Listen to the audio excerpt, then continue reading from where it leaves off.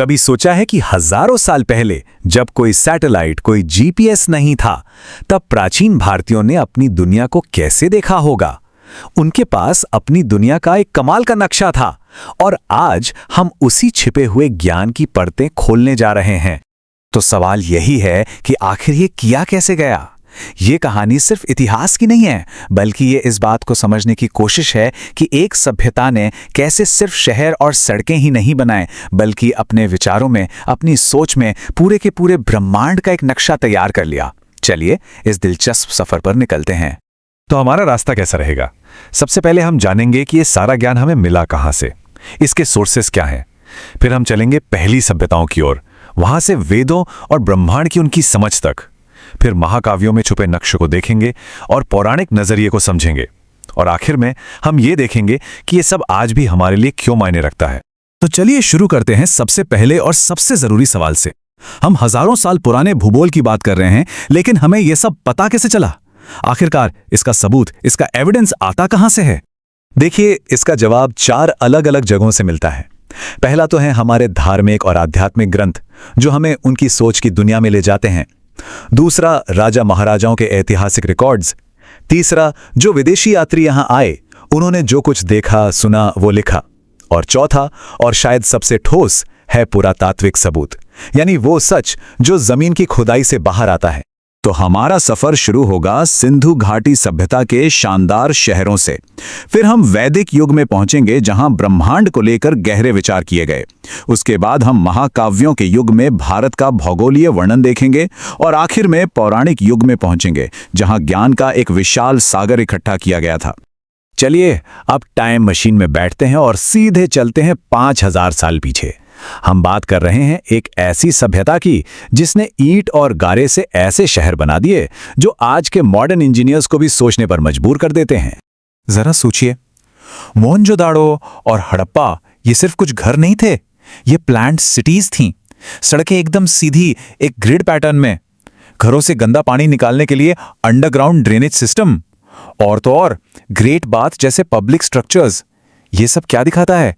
यही कि उन्हें इंजीनियरिंग, पर्यावरण और सामाजिक जरूरतों की कितनी गहरी समझ थी। तो शहरों की प्लानिंग तो एक नंबर थी, इसमें कोई शक नहीं।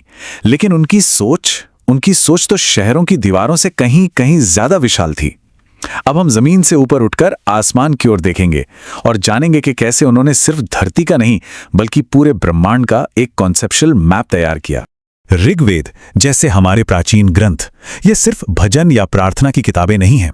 एक तरह से देखा जाए तो ये उस दौर की बिग बैंग थ्योरी हैं। इनमें सवाल पूछे जा रहे थे, ये दुनिया, ये ब्रह्मांड, ये सब बना कैसे? इसकी शुरुआत कहां से हुई? इसी खोज को, इसी विज्ञान को विश्वोत्पत्ति या कॉस्मोगोनी कहा जाता है। और देखिए, उन्होंने इस सोच को कितना व्यवस्थित किया। ब्रह्मांड को 3 लोकों में बांट किया, पृथ्वी, अंतरिक्ष और स्वर्ग। समाज को 4 वर्णों में और इंसान की जिंदगी को 4 आश्रमों में। कमाल की बात यह है कि ये सब अलग अलग नहीं थे, सब एक दूसरे से जुड़े हुए थे। ये सिर्फ एक सोशल स्ट्रक्चर नहीं था, ये एक कॉस्मिक ऑर्डर था, एक ब्रह्मांडीय व्यवस्था थी जहां हर किसी की एक जगह और एक मकसद था। चलिए अब बात करते हैं भारत के 2 सबसे बड़े महाकाव्यों की, रामायण और महाभारत। इन्हें सिर्फ कहानियां समझना भूल होगी, ये तो असल में प्राचीन भारत के जीते जागते जियोग्राफिकल एनसाइक्लोपीडिया हैं। ऐसे नक्शे जो हमें उस दौर की नदियों, पहाड़ों और राज्यों की सैर कराते हैं। और सबसे हैरान करने वाली बात जानते हैं क्या है? रामायण में बताई गई कई जगह सिर्फ कल्पना नहीं है। चाहे वो पंचवटी हो जो आज का नासिक है, या किष्किंधा जो आज का हम्पी है, इन जगहों को आज भी भारत के नक्शे पर ढूंढा जा सकता है। ये एक तरह से कहानी और हकीकत को जोड़ने वाला एक पुल है। महाभारत तो इस सोच को एक अलग ही लेवल पर ले जाता है। इसमें पृथ्वी को एक गोले की तरह बताया गया है। सोचिए, एक विशाल गोला जिसके ठीक बीच में है मेरू पर्वत और उसके चारों ओर कमल की पंखुड़ियों की तरह महाद्वीप और महासागर फैले हुए हैं। ये एक फिजिकल मैप से ज्यादा एक फिलॉसॉफिकल मैप था। लेकिन ऐसा नहीं है कि सब कुछ सिर्फ कल्पना और दर्शन में ही था। बौद्ध और जैन ग्रंथ हमें असली दुनिया का नक्शा दिखाते हैं। इनमें जनपदों यानी उस समय के राज्यों की पूरी लिस्ट मिलती है। काशी, मगध, गांधार, ये सब असली जगह थीं। इससे साफ पता चलता है कि उन्हें पॉलिटिकल और इकोनॉमिक ज्योग्राफी की भी कितनी अच्छी समझ थी। और अब हम पहुंचते हैं अपने सफर के उस पड़ाव पर जिसे ज्ञान का महासंगम कहा जा सकता है, पुराण। जरा कल्पना कीजिए कि हजारों साल की कहानियों, इतिहास, भूगोल, दर्शन सबको एक जगह इकट्ठा कर दिया जाए। ये पुराण उस दौर के विकिपीडिया की तरह थे। अगर इनके साइज का अंदाजा लगाना हो तो बस ये एक नंबर देखिए, 81,000। अकेले स्कंद पुराण में 81,000 श्लोक हैं, मतलब एक पूरा का पूरा पुस्तकालय सिर्फ एक ग्रंथ के अंदर। और ये सिर्फ आंकड़े नहीं हैं। इन पुराणों का असली मकसद था हर चीज को एक बड़ी कहानी में पिरोना। ब्रह्मांड कैसे बना से लेकर किसी खास शहर की नदी की कहानी तक, ये दुनिया को एक विशाल आपस में जुड़ी हुई कहानी की तरह देखते थे। तो हजारों सालों का ये पूरा सफर तय करने के बाद हमारे हाथ में क्या लगता है, हम अपने साथ क्या लेकर जा सकते हैं? इस प्राचीन नजरिए का, इस विश्व दृष्टि का आज के जमाने में क्या मतलब है? इसकी सबसे बड़ी विरासत शायद ये सोच है कि भूगोल सिर्फ जमीन, नदी और पहाड़ों के बारे में नहीं होता।